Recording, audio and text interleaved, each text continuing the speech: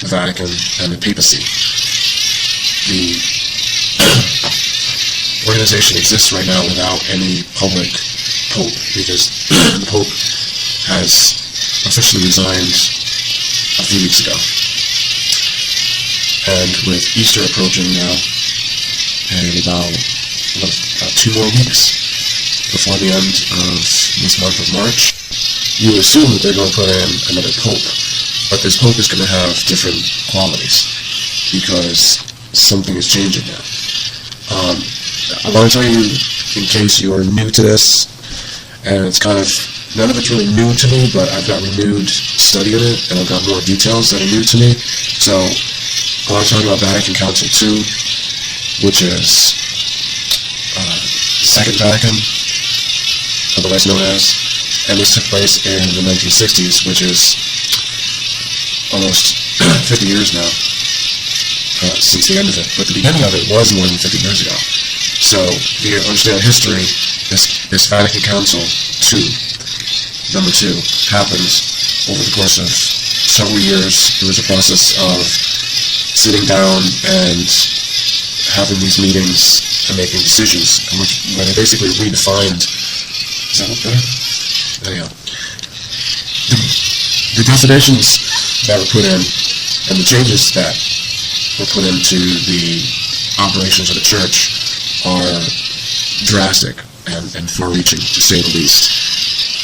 Many of us today who are under 50 years old, or I should say under 60 years old, we really don't know what it was like pre-Vatican II. We have no idea how the Mass was. Have you ever seen a video or a documentary about the way the Mass was? Or the way people conducted themselves in the faith? And we're talking about the Catholic Church here now. And, the Protestant end of it, or the Russian and the Eastern Orthodox variety, excuse me, it's way after midnight, and I have to do this video because it's a revelation. It needs to take place tonight. It's very important. I'm going to pull an all-nighter tonight because there are demons about. Why tonight? I'm not sure. But last night I got woken up. I kept waking up. I had a restless sleep, and so I've been awake since then, since about 2 o'clock.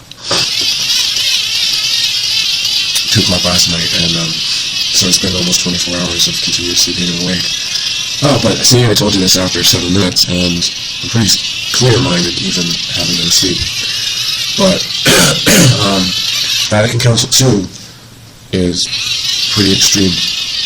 Now we've had enough time to put it in perspective. I think that with hindsight, people should have encountered the Vatican Council II with protest. And the fact that they didn't just shows, how gullible people can be, how far gullible they can be, and how they would just go along with it like the sheeple. It's a very common word to use. If people do not take the Vatican Council number 2 with critical thinking, it should be done now, because they're not going to get away with it just by putting this over onto the world. Probably 2/3 of the population in the Catholic religion will be destroyed down to perdition. 2/3. But the other third can be salvaged with salvation. What you need to do is come out of Rome.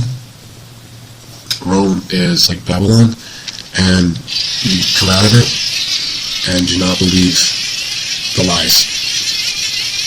Do not believe in this apostasy. Do not follow it. Do not practice it. Do not be dragged down into hell by it. Now, this sounds like radical. This sounds like just want to be a liberal and go against tradition. But in fact, Vatican Council II is the one that went against tradition.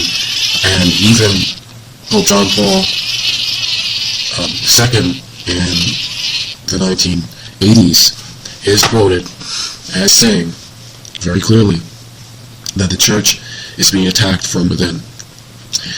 There are elements, and that means specific individuals in very powerful positions, call it the Black Pope, the hidden Pope, the power behind the power behind the throne, the shadow government in the Vatican has usurped power.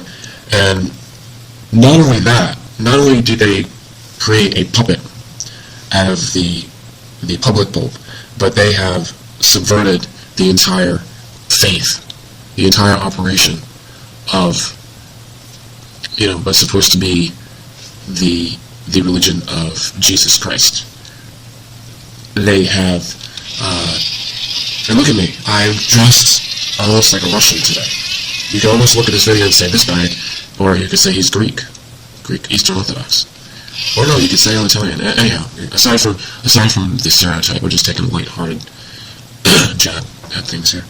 I wanted to say that all this can be seen in the light of the Fatima prophecy, and then the subsequent prophecy, which is related, and I think can add more to what was revealed in the Fatima message from Our Lady, is the prophecy of Garabandal. So these are apparitions, miraculous apparitions that appear to children. So there's a lot to that. I could do a whole video about it, but my focus now has been dispensed. This is a dispensation of what's actually important to know currently, and as we wait to see what is going to be the official announcement from the Vatican and put out into the mainstream controlled propaganda media, mainstream media, and it's probably going to be saying that they're going to hold onto their false power with their false prophet and the beast and the devil behind it, and this will be the Antichrist. The Antichrist will be put up as their idol. And there's a lot of things to say, because also the prophecy of St. Malachi is tied with it, as well as Nostradamus can be seen as overlapping the portrayals of Nostradamus. So we're going to be seeing the final Pope put into place, and there's a struggle within the Vatican right now. There's a major conflict.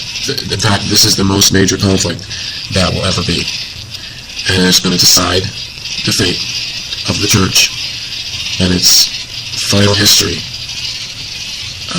which will be a sign that precedes. It's going to precede the incoming kingdom or dominion, which we've been waiting for. So this will be the new system. This is truly going to be the new system after the old evil one is destroyed. It has to be cleared out of the way. Thanks for listening. Make a comment. Send this out to everybody. It's very serious, theological, philosophical, truthful discussions to bring us all back to the faith and bring us back under the goodness of the Creator that sent us and gives us life eternally. Amen. First of all, I want to say that I'm sorry for having such a poor resolution video, okay? But the quality is going to be made up for in the message, the content, not just the look of the video. The reason why I'm doing this is because it's in the middle of the night, and I have to do this now. There's a lot of things going on, and I only have this little webcam here. I've lost electric power in the house, but my mind has enough power always. So I'm breathing in a lot of dust. This is not like a springtime allergy. I think it's just dust, live dust. I've been into like old rooms and cleaning them out and like shoveling a lot of dust and dirt in the back area where nobody was going on.